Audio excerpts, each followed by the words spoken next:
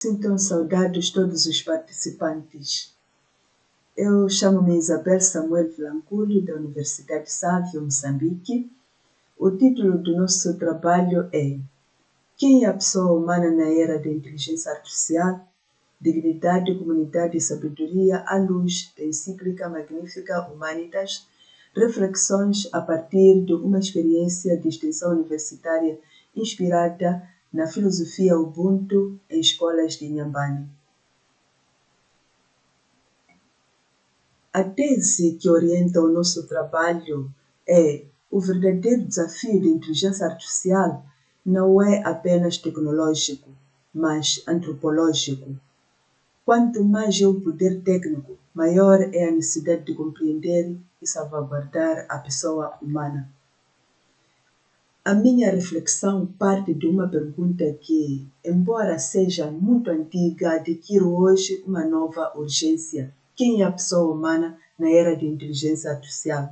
A inteligência artificial está a ampliar extraordinariamente a nossa capacidade de processar informação, produzir conteúdos, reconhecer padrões e realizar tarefas que anteriormente associávamos à inteligência humana.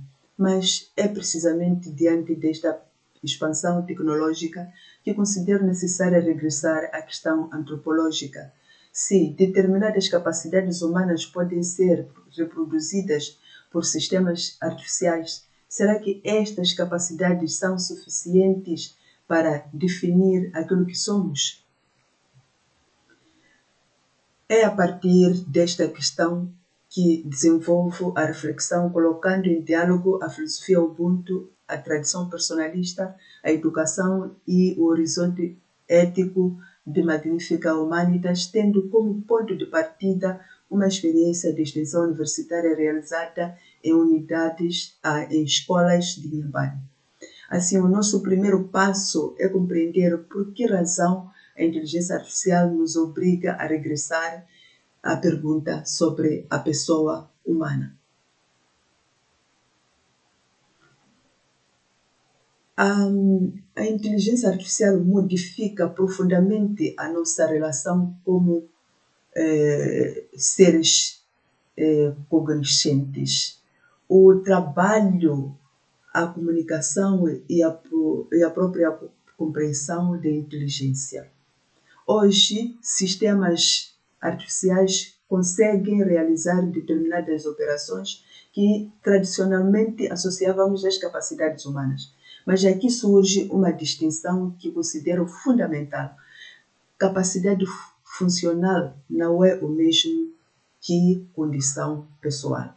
Uma máquina pode produzir informação, reconhecer padrões ou produzir uma resposta sofisticada, mas não significa por isso que possua a mesma condição ontológica de uma pessoa. Por isso, o problema não consiste simplesmente em perguntar até onde a inteligência artificial poderá chegar. A pergunta filosófica é outra. O que significa ser humano? E, sobretudo, o que caracteriza a pessoa para além daquilo que ela é capaz de fazer?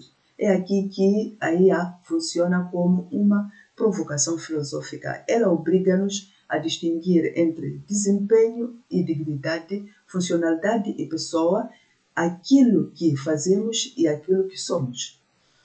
Mas esta questão não nasce com a inteligência artificial. A IA emerge numa sociedade que já vinha enfrentando uma crise na própria compreensão do humano. Bauman ajuda-nos a compreender uma sociedade marcada pela fluidez e pela fragilização dos vínculos. Shulhan, por sua vez, chama a atenção para uma sociedade orientada pelo desempenho, pela produtividade e pela aceleração.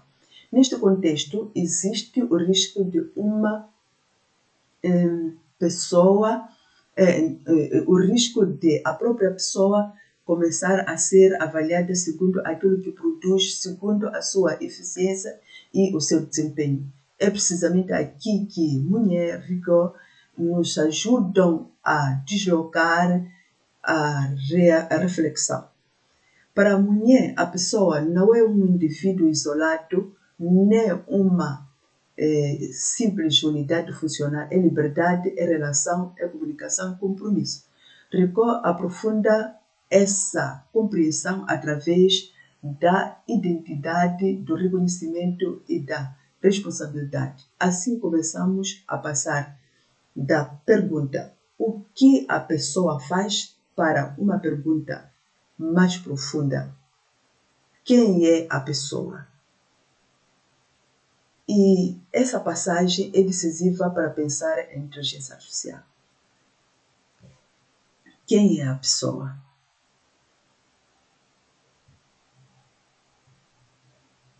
Mas se a pessoa é essencialmente relacional, precisamos perguntar como essa dimensão pode ser formada e vivida. É aqui que o Ubuntu entra em nosso percurso. A conhecida formulação de John Beatty, eu sou porque nós somos, exprime uma compreensão da pessoa que não parte da autossuficiência, mas da relação. A pessoa constitui-se na relação com os outros, na pertença, na reciprocidade e na participação. Ramos aprofunda filosoficamente esta perspectiva ao colocar a dimensão relacional no centro da compreensão do Ubuntu. Mas, atenção, afirmar que a pessoa é relacional não significa dissolver o indivíduo na comunidade. O nós não elimina o eu. Pelo contrário, a relação é uma condição para que a pessoa desenvolva plenamente a sua humanidade. Esta compreensão possui também consequências educativas. Castiano, Nguenha e outros nos ajudam a compreender que a educação é orientada para o diálogo, a participação, a responsabilidade e a construção da vida comum. E é justamente essa passagem da concepção antropológica para a prática educativa que encontramos na experiência da Unicef. É aqui que a nossa reflexão deixa de ser apenas conceptual e encontra uma experiência concentrada em escolas de Inhambane. A iniciativa Eu Sou Porque Nós Somos, Ubuntu e Solidariedade Africana, desenvolvida no âmbito da extensão universitária da Universidade SAVE, procurou aproximar a reflexão filosófica sobre o Ubuntu da experiência educativa das crianças. A experiência envolvida, ou seja, a experiência envolveu escolas de Inhambane, nomeadamente Inhambiu e Machixe, e trabalhou valores como solidariedade, respeito, partilha, cooperação, reconhecimento do outro e responsabilidade. O mais importante para o argumento deste artigo é que o Ubuntu não permaneceu apenas como conceito, procurou criar situações em que as próprias crianças pudessem participar, expressar valores e relacioná-los com a sua experiência cotidiana. Contudo, é importante manter o rigor metodológico. Não apresentamos esta experiência como uma demonstração empírica da eficácia universal do Ubuntu. Ela é uma experiência situada que nos permite mostrar algo diferente. Uma determinada concepção da pessoa pode ser traduzida em práticas educativas concretas. É essa ponte entre antropologia, educação e experiência que sustenta a passagem seguinte. A experiência permite-nos agora perguntar: quais são, filosoficamente, os fundamentos dessa concepção relacional da pessoa humana? A partir do percurso realizado, propõe organizar a reconstrução antropológica em torno de 3